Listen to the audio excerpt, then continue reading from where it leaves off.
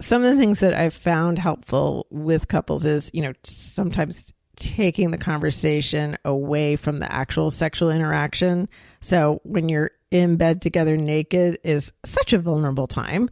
You don't always want to bring up, there are some things that like if you're really going to go for doing kind of more of say like a guided experience where you really help someone learn how to touch you in the ways that you want to be touched or, things like that are more experiential, you may need to have it be in that setting. But oftentimes the initial bringing up of, what you'd like to be different is more successful when it's not right in the moment, when it's because that can feel very shaming. And again, people are very vulnerable. Therapist Uncensored brings you decades of experience with interpersonal psychotherapy, relational neuroscience, modern attachment, and anything else they think will be helpful in healing humans. Now, here are your co-hosts, Dr. Ann Kelley and Sue Marriott.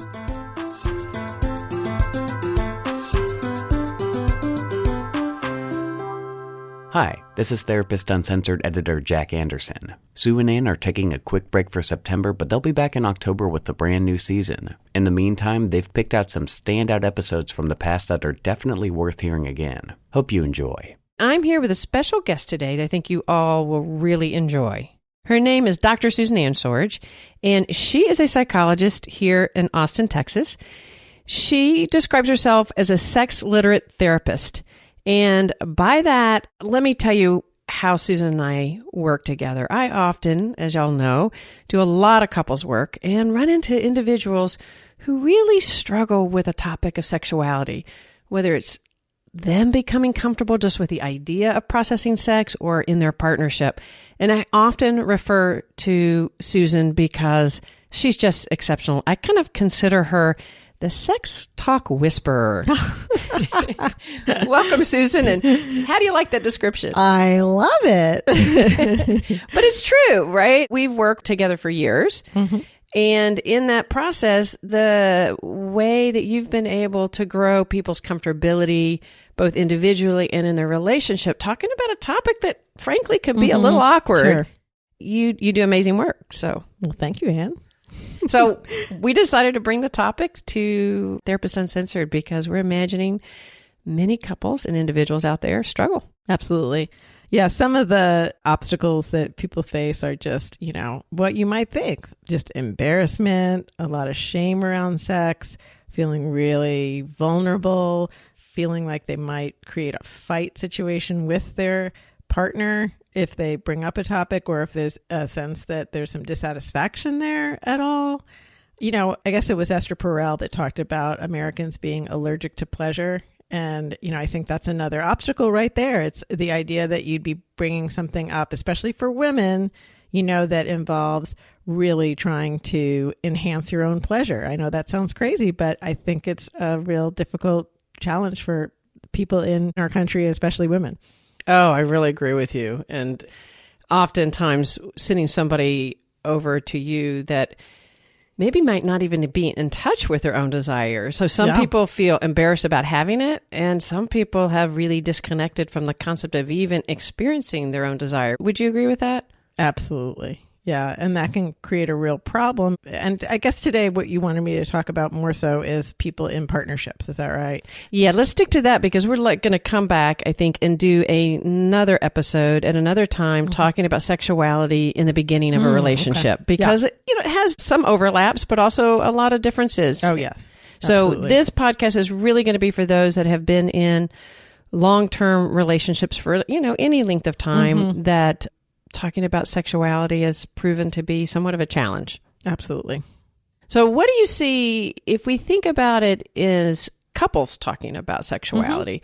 You were saying some of the barriers can be embarrassment and hurt. And so how do you help couples or individuals in that process when they thought, there's no way I could talk about this. I'm way too embarrassed. What are some strategies that you do to help them? Right. Well, first off, if they're actually in treatment with me, I try to use that situation as a place, kind of a laboratory. if you will, a place where we can really freely talk, throw around terms. Sometimes I'll be talking about the most scientific of terms. Other times I'll be throwing out some 4-letter words, just sort of trying to see like, what are they most comfortable with? And I really find that people tend to first get pretty kind of a little bit stressed out about it. And then quickly they really relax and just are able to put into words some things that they started off having trouble with. And that's a first step towards priming them to talk with their partner about some of these areas. And maybe we can talk a little bit about some of the areas that tend to come up. I'll have some more strategies and suggestions later, but, it might be helpful to think about like, what are we talking about here? Right? Right. What are some of the areas that come up in the room when we're talking about sex? So one of them is, that old desire discrepancy. That's a big one, right? You got one partner who is wanting it every day and the other partner is happy with it once a week or once a month or once a year.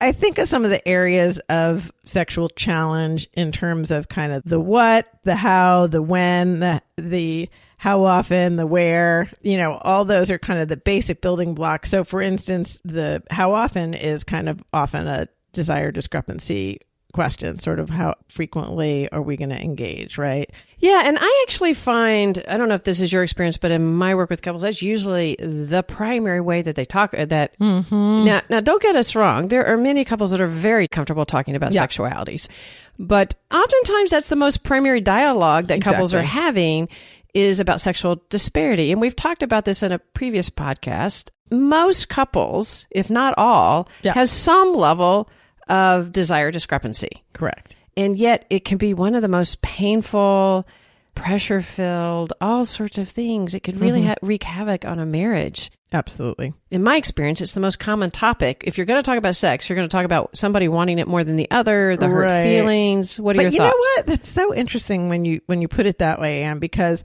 I think in some ways it's the least threatening thing to talk about. It's so concrete, right? Yes. Like, how often are we going to do it? Versus things like, what are we doing? How are you touching me? How are we kissing? Are we both satisfied with the way we kiss? What are your turn-ons? What are my turn-ons? These things are a little bit at that next level, right? That people really would rather just stick to the very concrete of, how often are we going to do it? Right? Right. And when can we, and what's interrupting and things. I think you're right. I think it is the least threatening. So it's the most common. Yeah. And it's a little bit of a complaint dynamic between couples, but man, does it add to a lot of hurt? Is that your experience? Oh, absolutely. Because having a desire discrepancy can make the person that has the greater desire feel, so insecure about their desirability, right? And it can also cause the person with the lower desire, ostensibly, to really become cut off from their desire because they're so busy sort of protecting their autonomy physically and, that they don't have any space to feel their own desire. So can be very toxic. Obviously. Absolutely. And I think good point as we'll go along. We'll talk about some suggestions. Right now, we'll keep talking about the opposite, but it can be very toxic. And that's one reason why we want to broaden the dialogue. Right. And really have this conversation is to broaden the dialogue to other ways of really communicating and warming up the concept of sex, because it could be one person. I know I work with some individuals that one individual that did not enjoy kissing their partner and had never told him. Yeah. And it was not a coincidence that they had very little sexual desire. Right. Because, the kissing started happening and the way that he kissed was a real turnoff to her. Well, yeah, absolutely. But the thought of actually talking to him about that, right. Now they could have all sorts of fights related to how often, but we talked about before the fear, the embarrassment, that really her big desire not to hurt her husband was huge. And so she just held it all in. Right. But not really doing him any favors by doing that. No, it was so painful. So getting back to your point of talking about how we're doing it, et cetera, really being able to get somebody more comfortable talking about desire and likes and dislikes. Exactly. What's working. Right. So maybe one of the reasons that you have lower desire is because you don't like what's going down when it's going down. Exactly. So it's like, hey, if you're not enjoying sex when it's happening, well, you're going to want it less frequently. And so, but again, it's easy to focus on the frequency part and harder to talk about, what's happening when it's happening part. Right. So that's really, really a good point. So how do you help couples, or how do you help individuals, kind of move on that to talk about, how do you help them actually talk about, this is what the touches that I like. And actually every time you do this, it makes me want to squirm. Right. That's a tough question, of course. Sure. There's no easy answers, but some of the things that I've found helpful with couples is, sometimes taking the conversation away from the actual sexual interaction. So when you're in bed together naked is such a vulnerable time. You don't always want to bring up, there are some things that if you're really going to go for doing kind of more of, say, like a guided experience where you really help someone learn how to touch you in the ways that you want to be touched, or, things like that are more experiential, you may need to have it be in that setting. But oftentimes the initial bringing up of, what you'd like to be different is more successful when it's not right in the moment, when it's, because that can feel very shaming. And again, people are very vulnerable. So that's one thing that I often suggest. To add to that, what I think could also help that happen, and that is when you're asked. Mm-hmm. So we so often are trying to help somebody approach their partner with something that they don't like, the do's and they don't, but you have to kind of find the right space and time. And I love what you're saying. Not always laying in bed after it happened is the best time to say, hey, by the way, I really didn't like that. Not so good. But being able to set up situations where you're inviting a conversation about sex. Yes. And then the question of, hey, what are the things that I do that you like? Yeah. And tell me 2 things you do that I do maybe you wish I wouldn't, or that you wish I would do a little different. Because when you're asked and you invite that conversation, man, it feels different to say, well, actually, every time we kiss and the thrust you put your tongue in my mouth is too much. Right. And I feel overwhelmed. And being asked, it makes it so much easier to share that. Well, and absolutely. If you're the person who wants to bring up, some of the issues that you may have sexually in the relationship, then what better way to do it than ask your partner exactly what their experience is, right? And get the ball rolling in that way. I mean, to offer them this openness to feedback that you're willing. Yeah.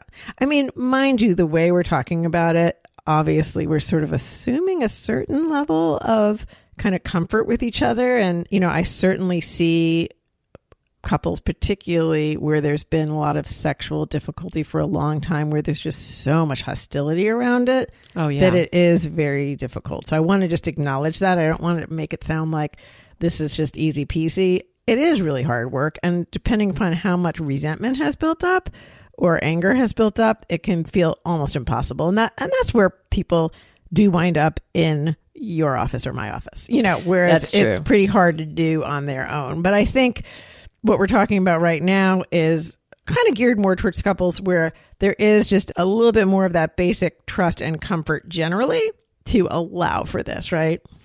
Absolutely. And yet that's a really good point, because I've seen couples that have a lot of trust and care and so many other things. Yes. But the idea of bringing up sexuality, because it has been often because of the disparity in desire, has been such a painful dialogue for them, that part of the fear, we're just saying, hey, start talking to your partner. It's a good point. It's easy. And yet the anxiety, even the thought, in fact, think of it, listener, if you're one of those ones out there listening to us and your heart rate is going up and you're saying, oh yeah, y'all make it sound so easy. No way. We would be in a knockdown, drag out, or we wouldn't speak to each other for weeks if I brought these topics up. Hey, we get it. That is really, really true. I have couples, more than 1 or 2, who have told me that they literally cannot tolerate watching like a sex scene or even a kissing scene in a movie or a television show together. It's so anxiety provoking because sex is such a hot button issue. Right. Right. So there you go. So one of the reasons we're saying that, suggesting that is also to help you understand that you're not alone out there if that's what's going on. Yeah. And yet to also say, helping yourself, whether it is seeking therapy, seeking a counselor, helping yourself move towards opening up that dialogue. And, another suggestion we would have is that think about what causes the conflict. And we're going to continue to talk about different dynamics that cause the conflict, and maybe that will help. But if you already know something, a particular way that you guys are going back and forth, and it's particularly painful, ask yourself, have you looked into it for yourself? Mm-hmm. Is there a block to your understanding of your partner?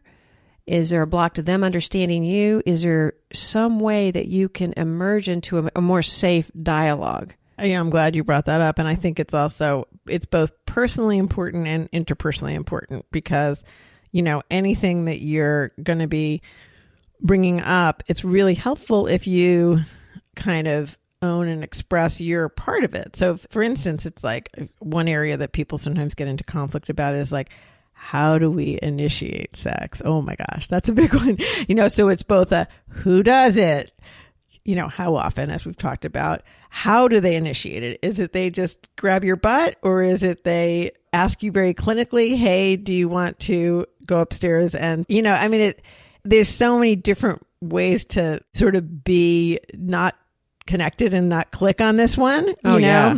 So I think like that's a good topic where whatever you bring to the table, you got to own it as like, hey, this doesn't work for me. I'm not saying it would be the wrong way to approach anybody, and maybe it's worked for you, but it's not working for me. And maybe even to express why, like, hey, I have this history of sexual abuse, or I have body image issues, whatever it is that may be coming to play in it. Put that out there as this is my part of the dynamic. And so that's why this doesn't really work for me, and this would work better for me. Oh, I like that last part too. That's such an important, like this is not working, and really owning it yourself rather than just tossing criticism to your partner. Like how can you think, oftentimes you get, how could you think that would turn me on? Well, they actually might think that would be a turn on. And it might be a turn on for them if you did it to them. Like that's what, Exactly. By saying, hey, that doesn't turn me on, but what turns me on is this, or this kind of approach would really help get me more in the mood. Yeah. Which kind of brings up the whole dynamic of like being able to talk about and actually get to know yourself about what does turn you on.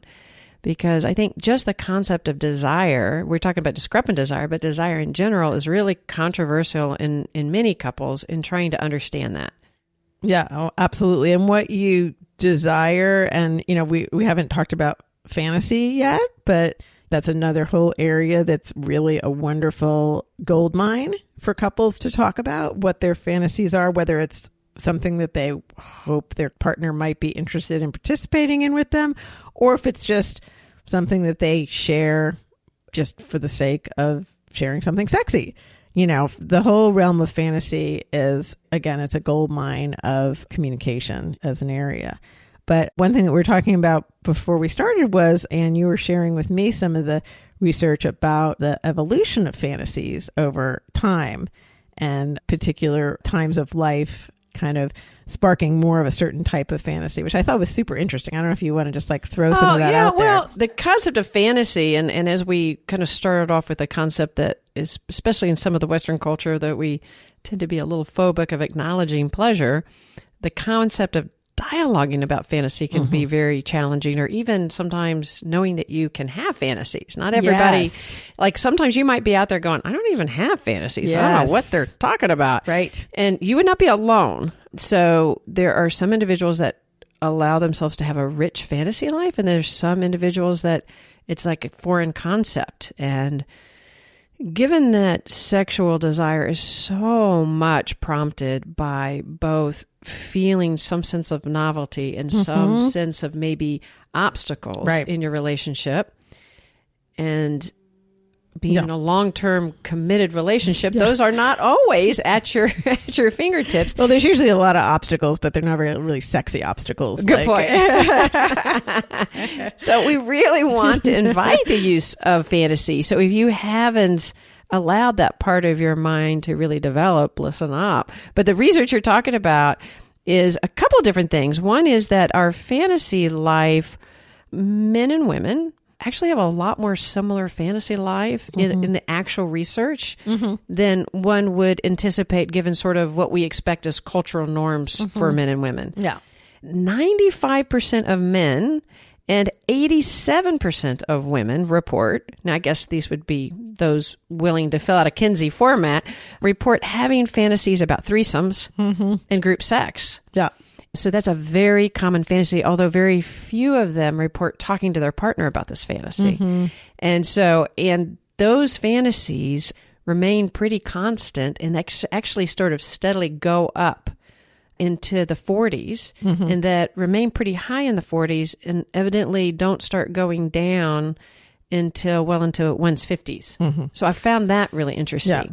Well, I find that really interesting in part because I really notice, especially among my female clients, that the 40s are a very common time for women to be craving that novelty, whether it's because their children are becoming more independent, maybe, or whether because, sex drive is high among women in their 40s. But for whatever reason, that tends to be a time that women will come to me with that struggle of sort of, I don't know what to do with these feelings, whether it's their desire for their partner is decreased, and that again can be a man or it can be another woman, and finding themselves having more desires for other people outside of the relationships or having fantasies about threesomes or what have you. It does seem like the 40s is a common time for this real desire for novelty. Yeah, exactly. And so helping people to understand that that's really a common thing, normal thing out there, rather than thinking this is a catastrophe and a bad sign for my relationship is really, really important. Yeah.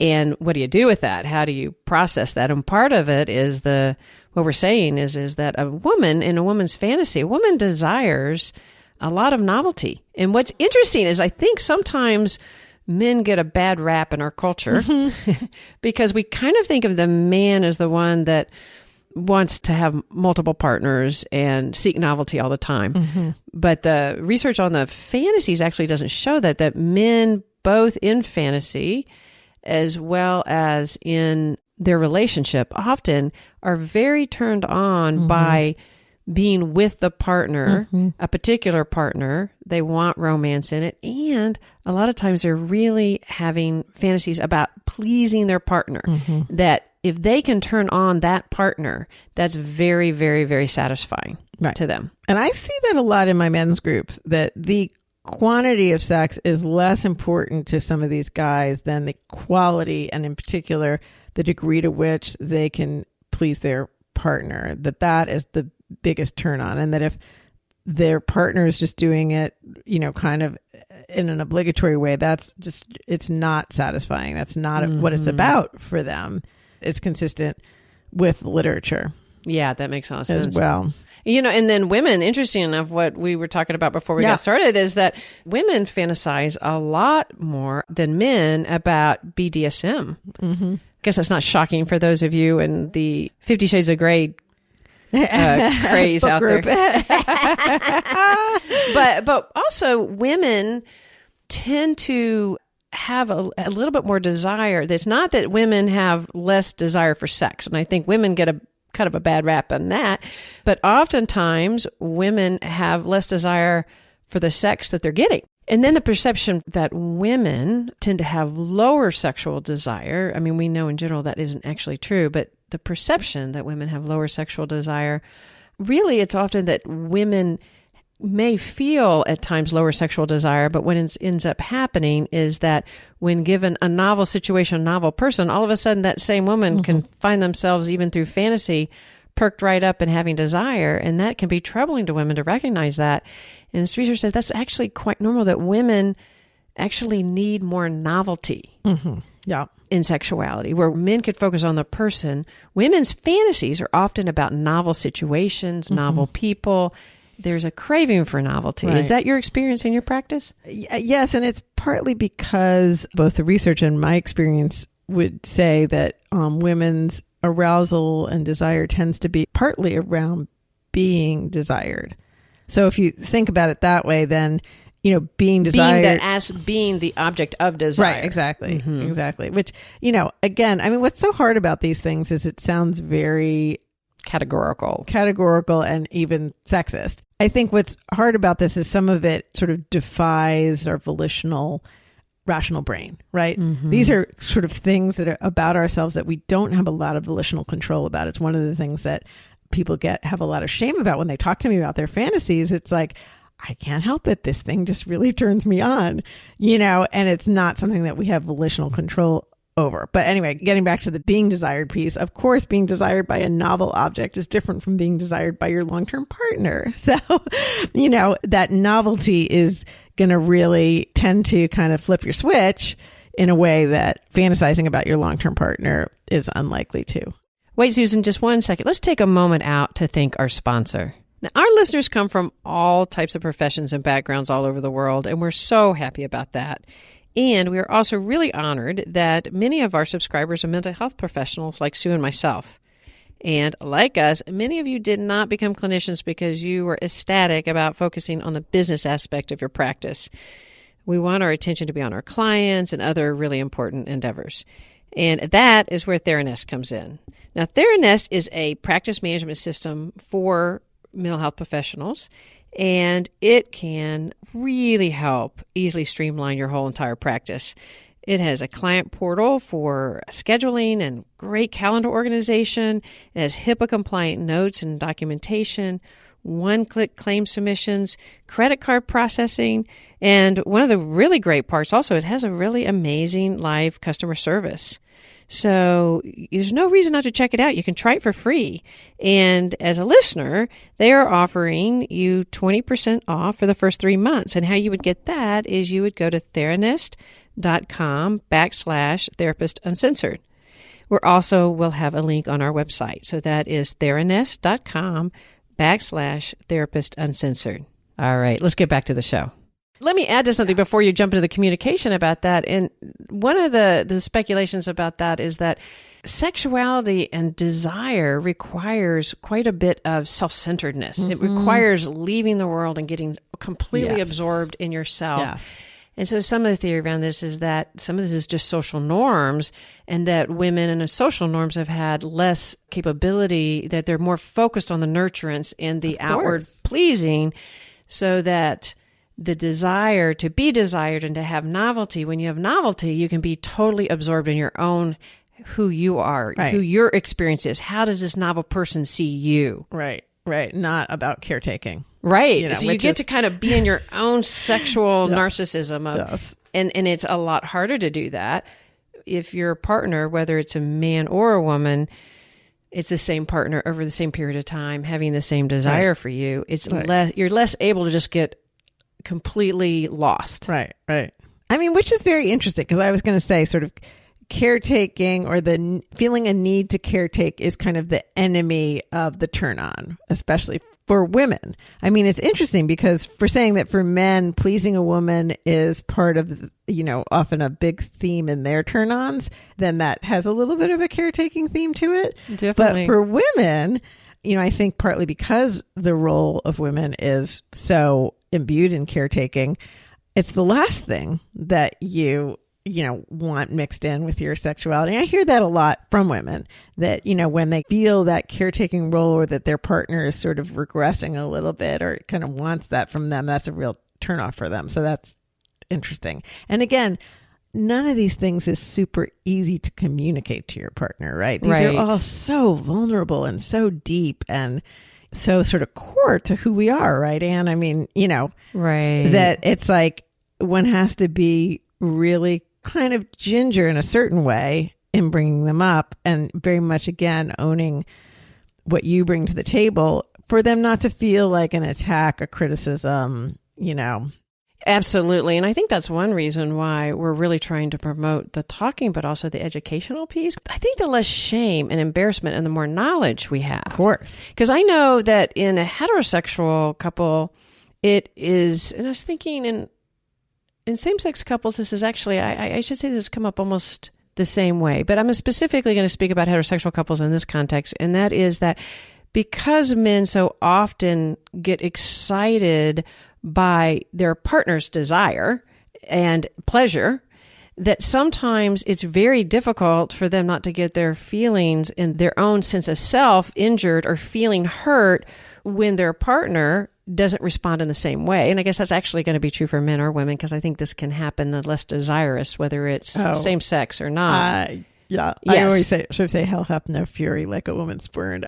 In a case where a woman is the less desirous in a heterosexual couple, because they don't have sort of socialization on their side, like at least for men, when they're the person that's most desirous, it's sort of like, oh, it's a boys club of like, oh, my wife never wants to have sex. If you're a woman and you're feeling sexually rejected by your partner, especially your male partner, that so defies the stereotype that it has that extra layer of shame. I just sort of wanted to throw that out there. That's so true. Really good point. And then to get to the differences for the woman that can come out in the relationship, though, if coming back to the more heterosexual example in this one, if a woman isn't responding where the male's attribution is, like if you really want me and if you find me attractive, you're going to have all this desire, and they believe that, then how does the woman express, well, no, actually fantasizing over there, it makes it pretty difficult to talk about. Right. And trying to normalize that for yourself, I think, is really helpful. Some women,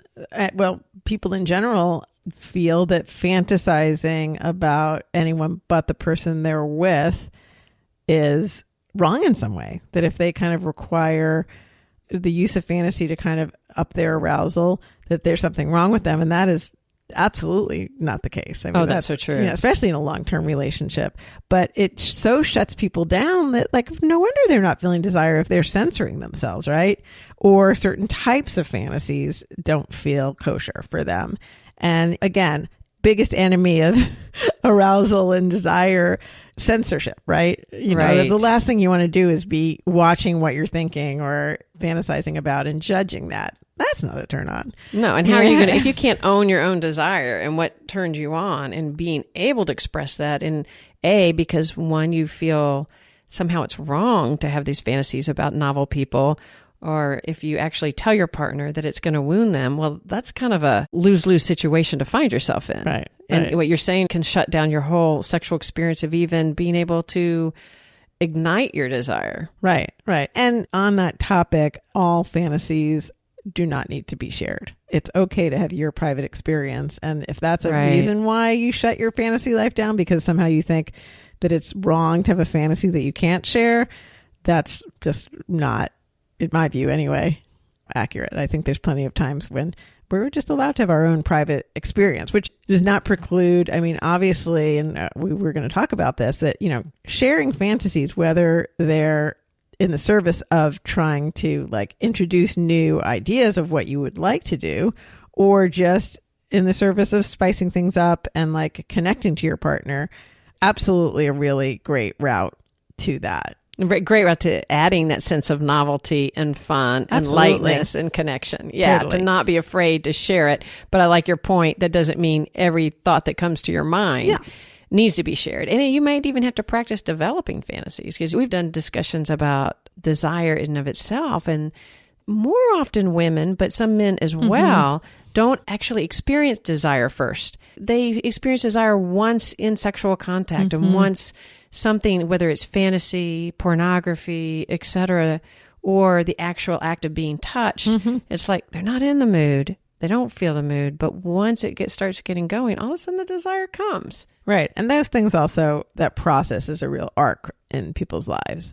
So for instance, during adolescence, during women in the 40s, especially for women, there may be periods of time that like you're just walking around feeling more horny than other times, then you get into menopause or post-menopause, and then you might require a little bit more stimulation to get to the same place that you were able to get to 10 years before. So what you're saying is one of the arcs being in your 40s for women, don't be surprised if that happens. And then if you have that arc and at the same time, the higher desire for novelty, that could be a really high risk period if you're not turning to yourself and understanding that and talking about it with your partner. Right.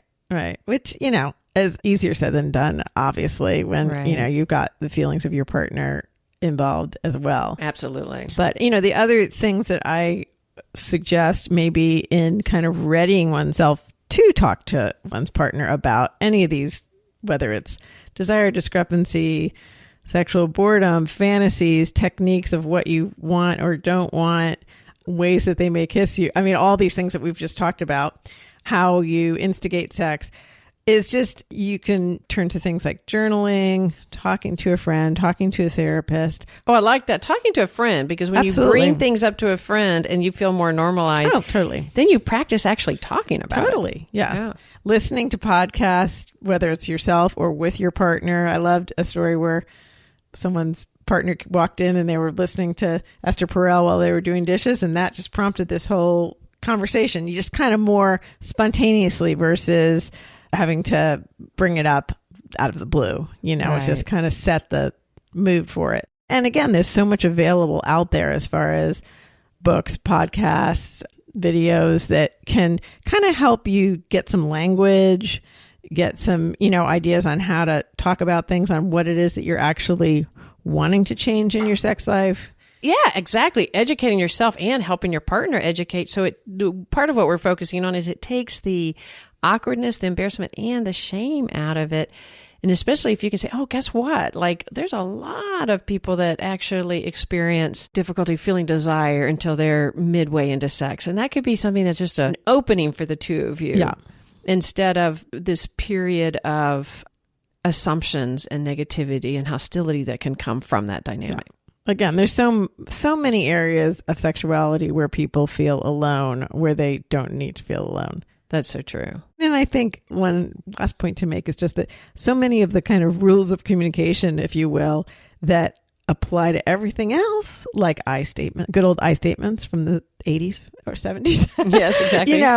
And really, owning your own reactions and responses and not blaming. And they apply to the sexual dialogue as well. And sometimes Perspective taking, exactly, taking the perspective. Really, right. Trying to empathize and take the perspective of the other person. Mm-hmm. Exactly. Rather than just defending. Yes. Yeah. Oh my gosh. If we could I always sort of say, if we could just take the defensiveness out of dialogue in couples, it would just be like world changing. Absolutely. But yes, all those same guidelines to communication, do apply to sexual communication. Somehow, sometimes they can go out the window because of anxiety or shame or discomfort or just lack of experience, Yeah. Before we wrap up, are there any particular resources that you might steer couples or individuals to? Can you give us favorites. a few? All right. What are some of your favorites? Well, I would have to say my favorite books, and I know most of these people also have things like TED Talks or podcasts, or some of my favorite thinkers on this are Esther Perel, as we've talked about. Mating in Captivity. Yes. There's the book, actually, also I was referencing, The Erotic Mind is another book that the author, Morin, interviewed 1,000 people on their sexual fantasy. So it's where I think it was somewhere in the hundreds of people about their sexual fantasies and what they find erotic. That's very normalizing and fun and exciting, kind of a turn on, actually. So The Erotic Mind, The Tired Woman's Guide to Passionate Sex. I recommend that a lot. I love that one too. Those are probably my 3 go-tos that I think have been most beneficial. And again, those people also, a lot of those authors have done podcasts or TED Talks as well. Definitely Esther Perel has. So, yeah. All right. Well, Susan, thank you so much for coming on the show. It was really fun. And I think we could spin off in about 4 different directions on this topic. So it's been hard to contain, but we'll come back and do another one. Awesome. Well, it's been a great time. Thanks so much, Anne.